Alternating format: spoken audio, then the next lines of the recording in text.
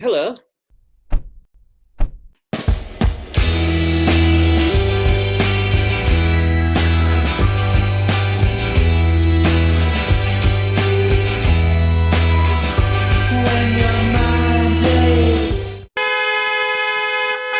Good evening, Anthony. Good evening, Graham. Hi, Charles. Sunday evening, back from London. A lot of driving there and back. Obviously, I got crowned in between while I was there. All very exciting, but returned You here got now. crammed. You got Crowned. crammed in between. Oh, I you got got crammed. Oh, crowned. God. Well, you would have done a better job, Charles, because Charles and Kimla just didn't look very comfortable. I didn't think in their big gowns and the actual crowns on their head. It looked a bit uncomfortable. I think it probably is uncomfortable, Graham. Let's be honest. When you keep having to pull more and more things on. Oh yeah, no, but the Queen never showed that. You never saw the Queen looking like she was uncomfortable, unless she was actually physically ill. No, it all looked. He looked very melancholic throughout, I thought. Hmm. But it is supposed to be solemn. It was solemn. I don't know. I think he looked like a man who would have given it all up to get his mum back, if that Uh, was possible. I don't think you're wrong in thinking that at all. I thought that was in his eyes all the time. I was thinking Mm. he's thinking of his mother here. He's thinking of his mother here. He's thinking of his mother here. It Yeah, was very, yeah, very which apparent. hmm.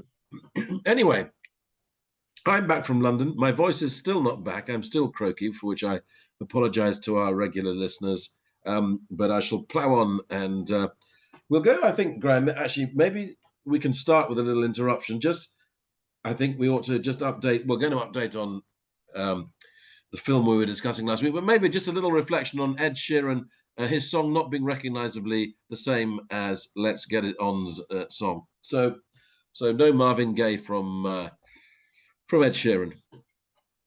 I was quite surprised because I thought he might lose because it's definitely the same chord sequence. In Yes, previous cases years ago, you would have got done for that, but maybe times have moved on after all. Maybe even the courts realised that all music uses the same chords and notes and everything's sort of basically sampled and regurgitated. And it doesn't sound maybe like even they looked at the let's get it cynicism on of world this. anyway.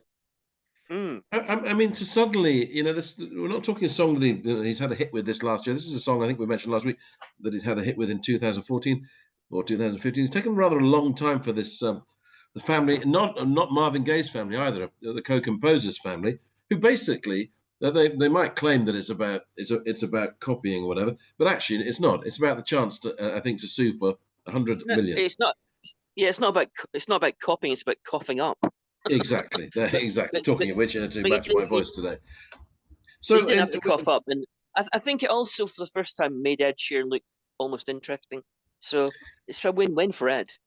it is, and actually, strange enough, you've beaten me to the line because this is in the week that he releases Subtract. This is a plus for Ed Sheeran. Yeah, well, Subtract's such a negative title for an album. Yeah, but I mean, Subtract. I mean, he's already had Multiply, hasn't he? And hasn't he had Divide? yeah, And no, he's but certainly had Plus. well, you can take an idea too far, and I think it's got to that point. What's going to come next? Long division, or is it gonna be? He might get some algebra involved, or maybe nuclear Well, that physics. would be more imaginative. Mm.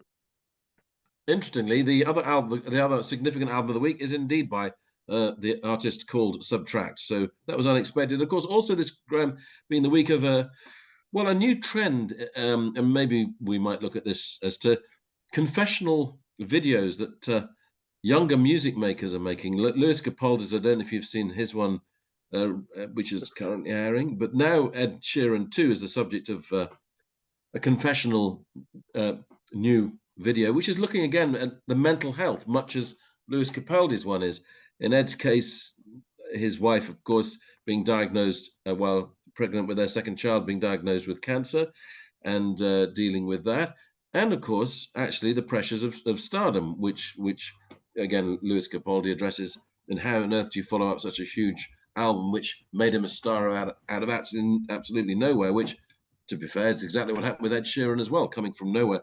So I'm trying to think, Graham, in the past, I don't recall Mark Bolan doing something like this as a younger man. I don't recall Noddy Holder doing something like this as a younger man. I don't recall Gilbert O'Sullivan doing this as a younger man. Well, yeah, in some ways it's admirable that they're willing to be so honest and open. On the Hmm. other hand, they're very successful, and all they seem to do is moan about their own lives. And it's like, what was the point of being successful if you're going to be this unhappy? And it also makes me think, if you think about it in artistic terms, would the whole world be a better place if every single piece of art, whether it was art or music or books or Hmm. films, was Hmm. all so personal and all so focused on your own troubles and your own struggles? Where would be? I mean, what would, if Shakespeare was alive now? Would he be writing plays about interesting historical topics, or would he be writing about himself and how he's a failed playwright who was still struggling to get up the ladder and how he'd been badly treated as a child by his mum? You know, you might That's a never really had interesting those point, great Graham. Shakespeare plays. Yeah, I read a So piece I'm this not, week pointing out about the need for the universality when it comes to playwriting. That there's been, in more recent time, there's been a trend again towards biographical and autobiographical playwriting, which means that the pieces are going to burn out in their significance because they relate both to that person and their times now.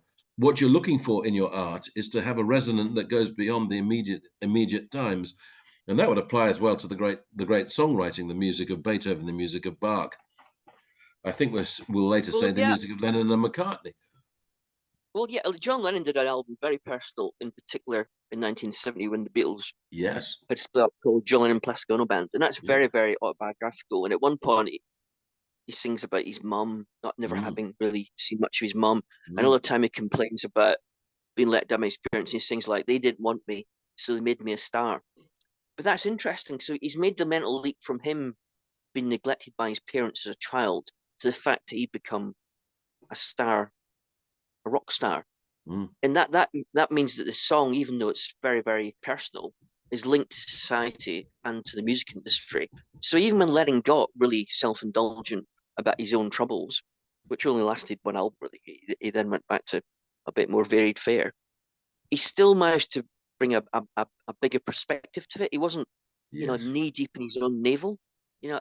And it seems to me that in the old days when we were young, in the 1920s, looking at your own navel was regarded really badly. But now, if you don't look at your own navel, you look at us a bit weird. Is And that partly it's because we're interesting in that this some of age the of the music will. social media, where essentially the musicians keep having to tell their fans if they're having a gap between albums, what the reason is. They've got to keep in touch all the time. Mystique and mystery is being removed from our biggest stars, and it seems to be they're encouraged actually to be more, in the case of Lewis Capaldi, the case of Ed Sheeran, more blokes like you and me, actually in showing a male vulnerability which men have never been supposed to do in the past, and that somehow this brings something new to them, and that we should therefore admire them more for actually not enjoying their stardom and admitting that actually they're both rather miserable with things right now. Yeah, but it's not very entertaining. You know, It's if not. if if It's rock and deeply if rock and unentertaining. if Jerry Lee Lewis and Elvis Presley and Chuck Yeah, Berry and Little Richard had exploded in the mid 1950s with this thing called rock and roll, and all the yeah, lyrics are about what a bad time they've been having as a kid and how they're always picked on and how they're really struggling yes. to like, we didn't like them live on stage because it was always nerve wracking. There would have been no rock and roll explosion. There would have been no influence on society. The world would not have been changed by music. And right now, it's not being changed by music. And maybe the individual people's lives who like those acts, like Ed Sheeran, maybe their individual lives in a personal way are changed by that music that he and others do. But it Mm, didn't seem to be having any great impact on the world as a whole. no. I was reading a review of the new album by The National, the first two pages of Frankenstein, where Matt Berning just was going through alcohol problems, depression problems. And one review in particular was saying that at one point where he would look at feeling depressed and low, whatever, but he would do so with an engaging humor that leavened it in some way.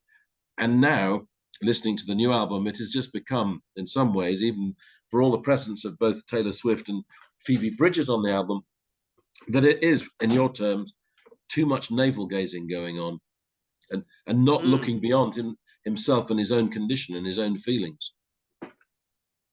Well, yeah. Well, where's Ray Davies? Can you imagine if Ray Davies had been influenced by Ed Sheeran or The National? Yeah. What music wouldn't have been created Well, I mean, maybe that's why we still have to have frothy, poppy music that goes snap, crackle, and pop to counter this. Maybe that's why there will always be new, bright, shiny pop acts, be the ones that have arrived from the Japanese artists that have become popular in recent times, to counter this other side where musicians become depressed about the world that they're in and the world that they're facing, and not on our behalf, but actually not able to get out of the mire of their own feelings. Undoubtedly, it'll change again to something else. I mean, Yes. during glam rock, you would have thought at the time that people would always wear flared trousers and lots of Yeah. silver and glitter and big, massive platform heels. And lo and behold, they didn't. That changed. So I'm sure this current vogue for that sort of stuff will evolve into something else, and Yeah. I hope it does.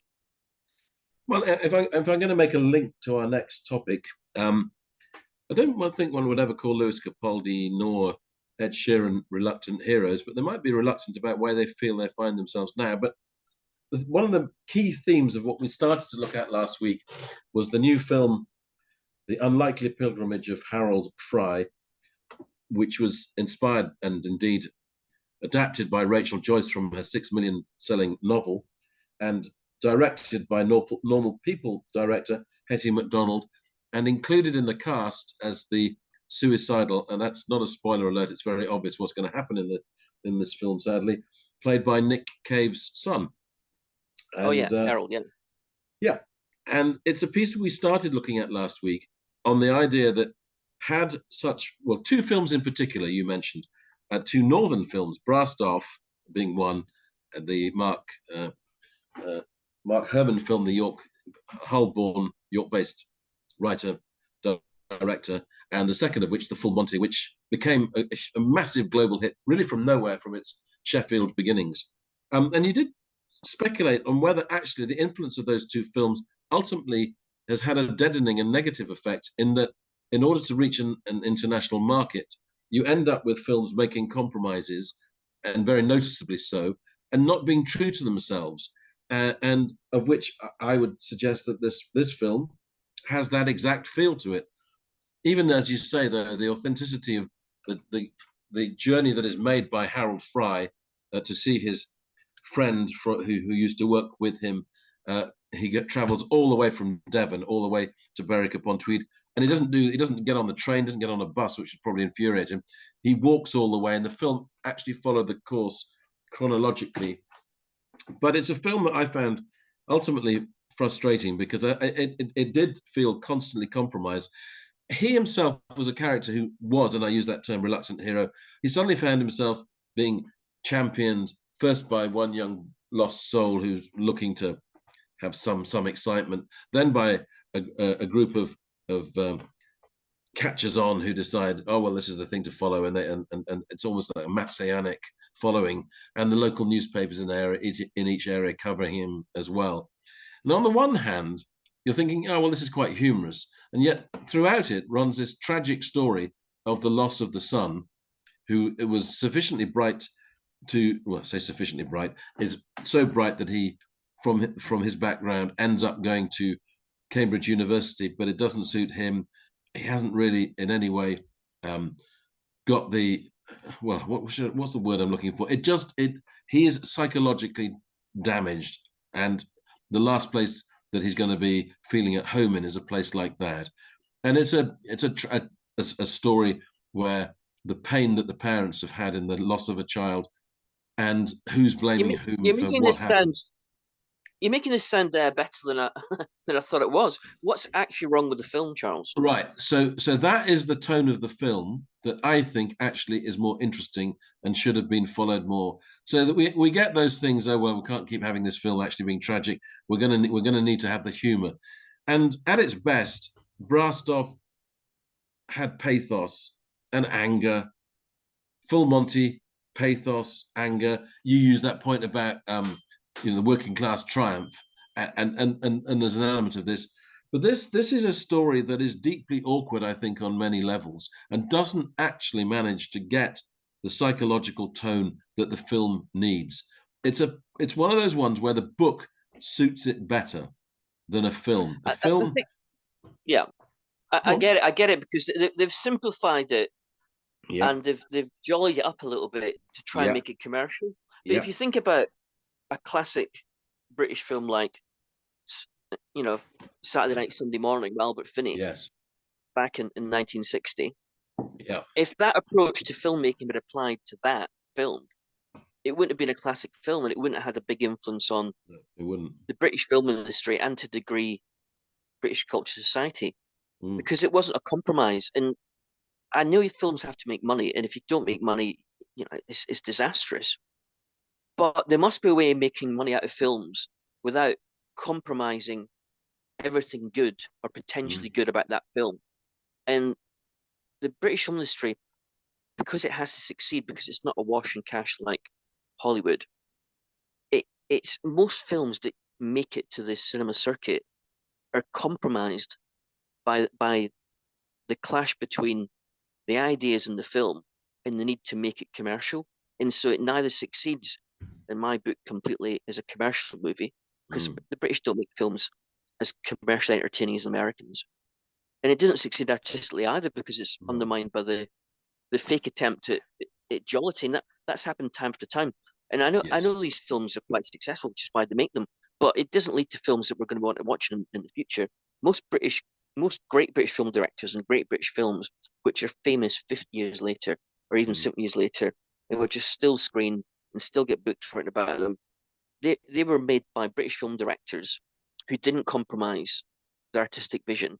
They yes. weren't out to create unwatchable movies that were so experimental or weird that they were hard work, but Mm, they want to make films that people would see, but they want to make films that people wanted to see that were artistically coherent and weren't some sort of shallow compromise.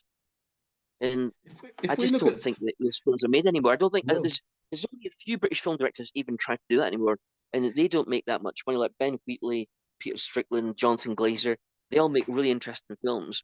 Don't have and huge hits. the one we've not mentioned there, Graham, who's about to do his very last film is Ken Loach, who I think if Ken Loach had directed this film, this is nothing against Hetty MacDonald because I loved her It would have directing been of Normal better. People, Yeah, yeah. but I think we only have to look at the recent one where Dave Jones, Dave Jones, the northeastern comedian, did the piece where basically he has to work for the 0 hours contract.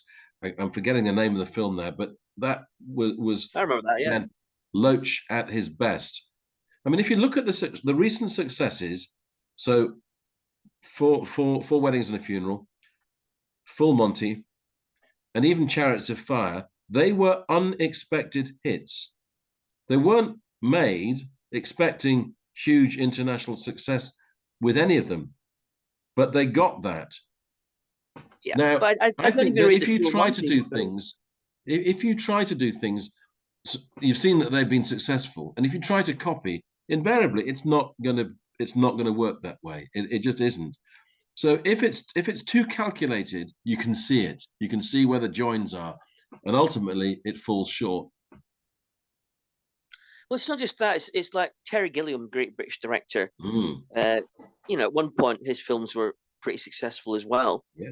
He doesn't make films like that have got the tone of the Full Monty, where it's No. like an easy mishmash of objectives to try and keep the production Yeah. on the road. And there are still some directors left. Sam Mendes is still good at combining a commercial eye with Yes. artistic eye. Danny Mm, Boyle's pretty good at that. The mm. great old man Ridley Scott, although very few of Ridley Scott's films have got any sort of real content depth. No. He's No. very, it's very stylized and very commercial. Mm, So it can be done, but most times there's not even an effort to do it. I'm mm. just tired with a new British film coming out. It's another compromise job. Yeah.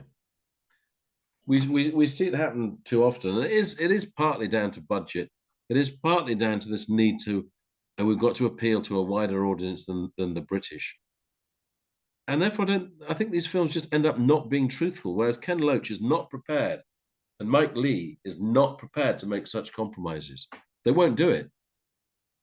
They stick to their principles and beliefs, and their films are better for it. And yet, of course, commercially, rarely do their films actually ever do particularly well. Yeah, that's true. But Jonathan Glazer's Sexy Beast. I mean, Yeah. what's great about that, because it's quite a genre film. Yes. You know, the basic plot line's been in lots of British films. Mm.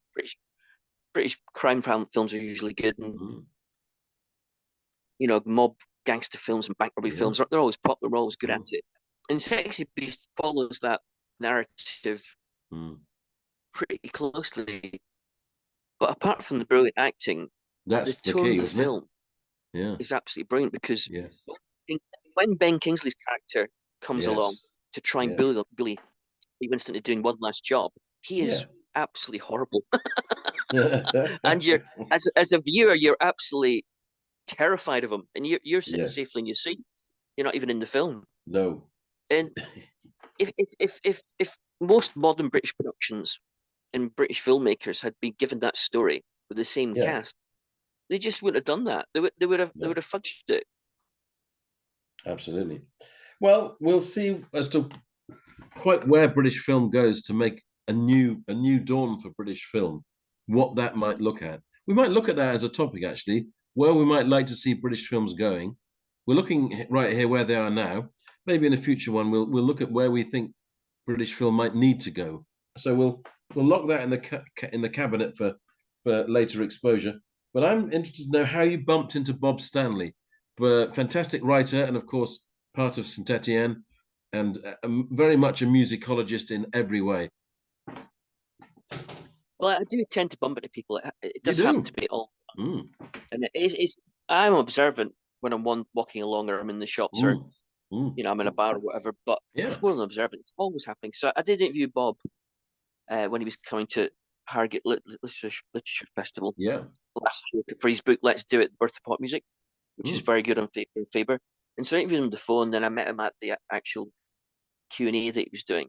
yeah. But I'd already met him by accident before because I'd been to see Secret Polity at Leeds City Varieties, and he was Yeah. sitting one row behind me. Yeah.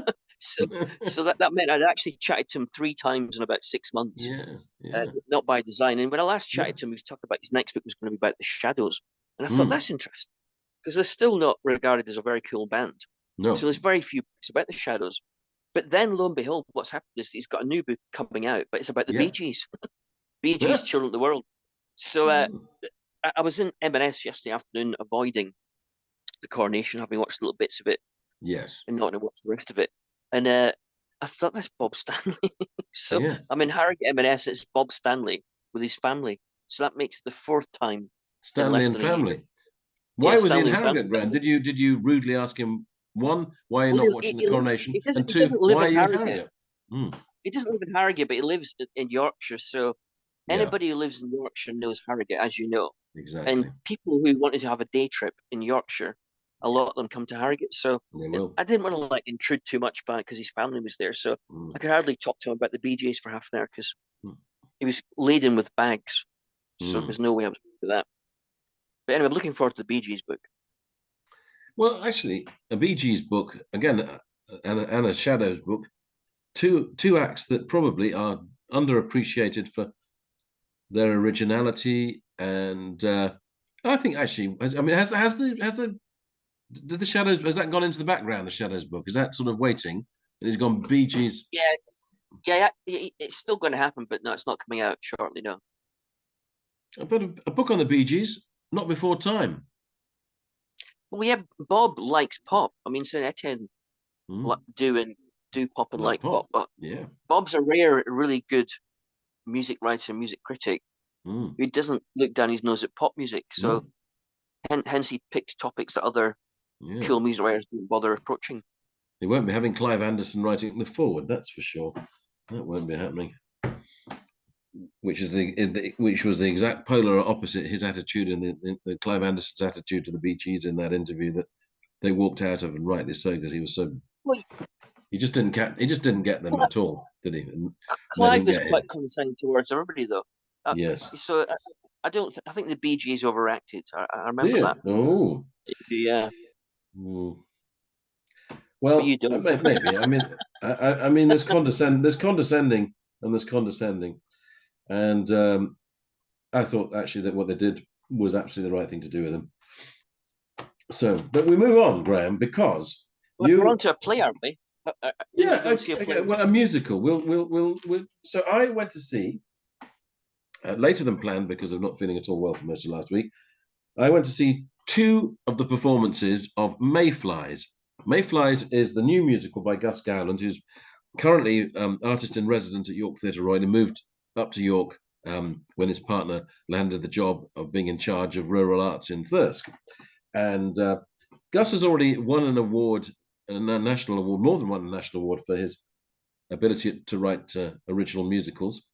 And his talent is such that composer, lyricist, and he also writes the book as well. And in this case, for Mayflies, the idea behind it, the lifespan of a mayfly is that the mayfly could have up to 2 years of gestation, then usually lives for maybe 24 hours, dies, and then there's an afterlife. And the way that Gus has decided to frame his musical is it's a partnership, a relationship that starts online. Then they finally meet for one night only in the hotel room, and then we see the morning after.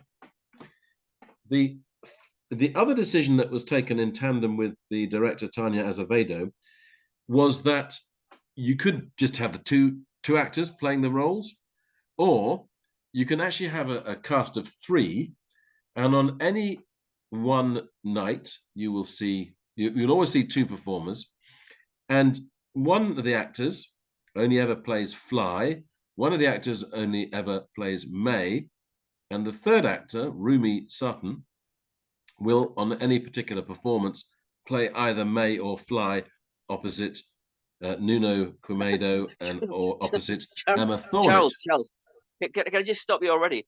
I'm already getting confused. I hope it's not a test of who's playing who, because I'm confused already. No, so have I'm you not been gonna, to see I'm the not, show? Yeah, have you seen the show you once? only, right, let's clear this up. You only need to see, obviously, you don't need to see. If you're intrigued, you go and see the 3 different ways it's done, right? Yeah. But you don't have to. But you will actually get 3 tickets for the price of a lot less than normally 3 tickets, if you do so want to see the 3 different combinations that you could see. And the way it works out is that you do see. I've seen 2 of the 3, and I will go back and see the 3rd combination. Yeah. So in one of them, you have 2 women in one of them. So you've got that different dynamic in the relationship of lovers. You mean a woman plays a man in one of them? No. They so very much so that Gus doesn't specify race, gender, sexuality. Nothing is prescriptive in the way he's written the piece. So a director could choose who to cast, could be of different ages, etc. But the point is that May and Fly, it could be male and female, it could be 2 males, it could be 2 females. In this, the way this is done, because you've got 3 actors in the company, in any performance, it could be man with woman or 2 women together. That's the way that it plays, right? And does that serve an artistic purpose? Yes, what it does, obviously you get different tensions anyway between 2 women playing the roles and a man and a woman, how they play the roles, how the relationship works. But it's exactly the same dialogue, the same. Yes, and that's why it's interesting to see as well, because on the other side, I should say, is that the songs get sung noticeably differently as well, depending on who is singing them, how they interpret them, and they're very much songs which are. So it's not done in that thing of, oh, we now need to break into a song because I can't express myself in any other way than song. But the songs are hugely impactful in their lyrics because they are storytelling songs. They absolutely capture what the person is thinking of the state of the relationship at that time. The other thing I should say is it's not chronological either. So it goes between the different time spans. So at one point... Yeah, but does it stick to the same chronology, even though it's non-chronological? So in any one performance, or is it random pick and mix? It's not a random pick and mix. Okay. So Gus has settled into which way it would be played on each night, And you Yeah. pick up very quickly on that's the scene when they're meeting online. They're just conversing online. That's the scene. That's the scene when they're in the Yeah. hotel room. Yeah. I don't mind having to use my head a little bit in that early on. I think that's perfectly reasonable, and it's so beautifully and eloquently written that you're very quickly aware of the fact that he's playing with chronology. I thought the songwriting was extremely strong. It was humorous, but it was also tender and compassionate. And there were people who found themselves laughing in the show. There's people who found themselves crying when watching it. Really? It's straight. It's straight through with no interval, and it's not a hugely long piece. I think it's probably about 90 minutes from memory. And there's no. What I was thrilled about is that here in York, someone's moved to the city. He did a couple of songs, showcased a couple of songs when York had a Green Shoots event, and they had basically sort of 5-minute slots for York professionals. Twice now they've done this. The first time was straight after COVID, and Yeah. Love Bites was the first one, and Gus has had a song there that was performed, and likewise, as I say, Green Shoots was the second one, and now York has given them the opportunity as a resident artist here. Obviously, you've got research and development, and now the production's on here in the city. You'd hope that there'll be angels out there who might want to back it for further development. Interestingly, the pieces of string piece that I mentioned is now back in operation for further development and being looked at possibly for a tour. So maybe the same kind of thing could happen with this piece. This all sounds really interesting. I like the sound of it. But 2 questions, if I may. Yes. First of all, what's the best thing about the show? I found myself engrossed in the relationship that, look, we all have love stories. Love is the thing that's written about more than anything. But I like the fact that it's now in a world where most people, the chance of actually now meeting in a pub or whatever doesn't happen very much. Most meetings, and this wasn't just in COVID, although obviously that's influenced the piece, now happen online, on Tinder. Yeah, I know. And so that's the world that these things start in. And one of the things that Gus is interested in is how people present different versions of themselves in different situations. So when they're together on a hotel bed and they're talking, as opposed to when actually they're just online and they're not even seeing each other, not even on a Zoom call at that point, maybe they say different things that they wouldn't say when they're face to face. And you do have noticeably there are moments where they say, I thought I said that. I thought I said that I liked such and such. And there was one, for example, where one character said, I thought I said I didn't want to ever have children. And that's not the case earlier on in the piece we see. So that's where it reminds me a bit of I like. It reminds me of a French film from 2004 by Francois Ozon called 5 by 2. Yes. And it starts with a couple getting divorced and ends with them first meeting because it goes in reverse order. And that was really effective at showing you how relationships build and decline and get better and get worse and change. So this show, Mayfly, sounds great, Charles. But I was going to say one more thing. Because these different cast members, in the old-fashioned days of first night reviews, how could you possibly review the show by going to the first night?